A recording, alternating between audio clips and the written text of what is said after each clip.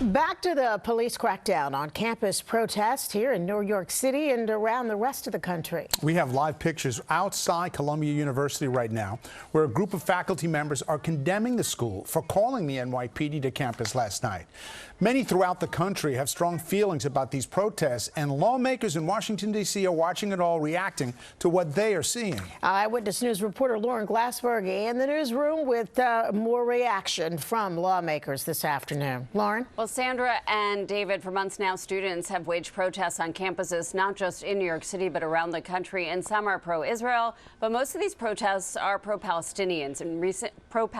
And recently, those protesters have dug in at schools across the country. Those protests have morphed into encampments, just like we saw at Columbia University. They are calling for universities to divest from companies that invest in Israel or Israeli military operations. The message: to punish Israel for civilian deaths in its war on Hamas, and to push for Israel to pull out of Gaza. At UCLA, pro-Israeli demonstrators clashed with pro-Palestinian supporters who had set up an encampment. Those clashes grew dangerous, with fireworks being thrown into the encampment and brawls ensuing. Police in riot gear worked to separate the opposing groups to quell the violence.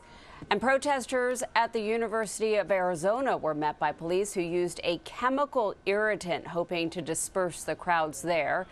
And at the University of Wisconsin's Madison campus, police moved in to tear down tents set up by pro-Palestinian protesters.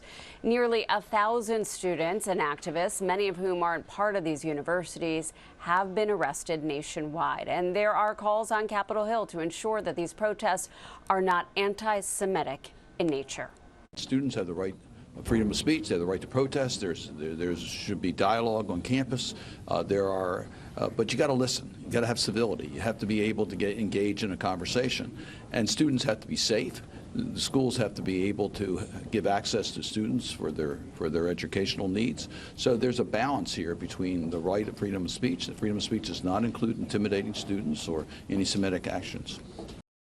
And police are also saying that these encampments and related disruptions pose a clear and present danger to the people who use these campuses as students and faculty members. We'll be following this story.